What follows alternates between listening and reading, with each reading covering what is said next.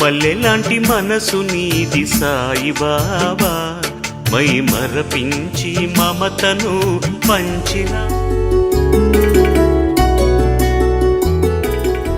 ధూలియాలో సాయి భక్తుడు రావుజీ బాలకృష్ణ ఉపాసిని ఉండేవాడు.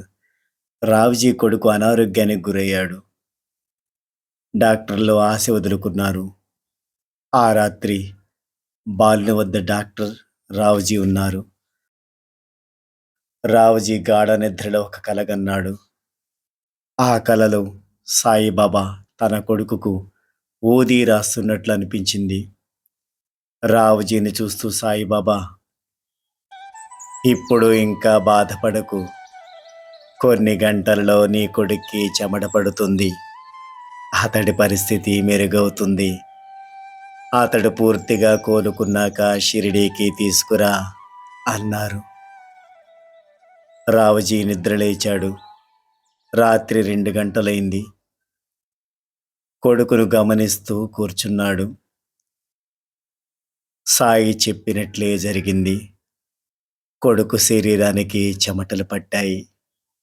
అది చూసి అక్కడే ఉన్న డాక్టర్ కూడా ఆశ్చర్యపోయాడు.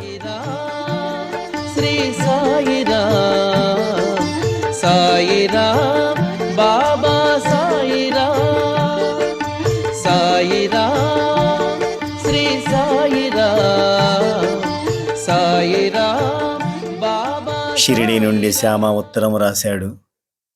అందులో సాయిబాబా ధూలియాకి వెళ్ళి నా స్నేహితుని చూచినట్లు చెప్పారు. నా స్నేహితుడు ఎవరంటే బాబా నీ పేరు చెప్పారు. సాయిబాబా ఇలా కూడా చెప్పారు, అప్పుడప్పుడు నేను ధూలియాకు పోతుంటాను అని.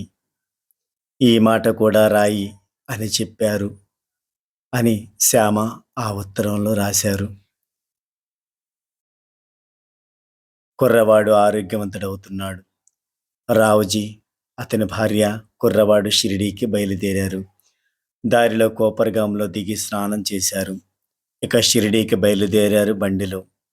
రావుజీ మధ్యాహ్నారతికి సాయి సన్నిధిలో ఉండాలనే తపనతో ఉన్నాడు. ఆ విషయమై బండివానితో గొడవ కూడా జరిగింది. షిరిడీలో హారతి సమయమైంది. అదే సమయంలో సాయిబాబా శ్యామతో ఈ విధంగా అంటున్నారు, కాసేపు ఆగు, ధూలియా నుండి బంధువులు రాబోతున్నారు.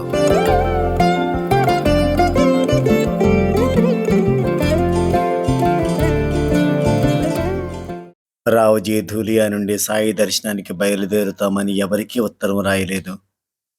కనుక రావుజీ వస్తాడని శ్యామ ఊహించలేదు. కానీ రావుజీ తన కుటుంబంతో షిరిడీకి వచ్చి సాయి సన్నిధి చేరాడు. అప్పుడు సాయిబాబా కుర్రవాణిని దగ్గరికి తీసుకుని, నీకు ఒంట్లో బాగా లేనప్పుడు నేను మీ ఇంటికి వచ్చి నిన్ను చూచాను, నీకు తెలుసా అన్నారు. సాయినాథ ప్రభు బ్రువరావా, జగన్నాథ శ్రీ కరుణామయ. సాయినాథ ప్రభు బ్రువరావా, జగన్నాథ శ్రీ కరుణామయ. ఓం సాయి శ్రీ సాయి జయ జయ సాయి. ఆ మాటలు విన్న రావుజీకి మరింత ఆశ్చర్యం కలిగింది.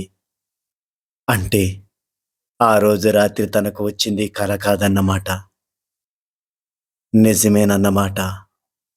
సాయిపై మరింత ప్రేమ కలిగింది రావుజీకి. రావుజీ అంతటి ప్రేమ మనకు కూడా కలుగునుగాక. జై సాయిరామ్. कौन कहता है,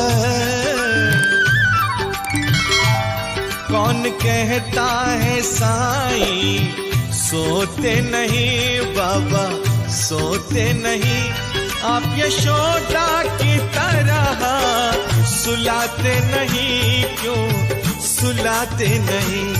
कौन कहता है साई सोते नहीं बाबा सोते नहीं, आप यशोदा की तरह सुलाते नहीं, क्यों सुलाते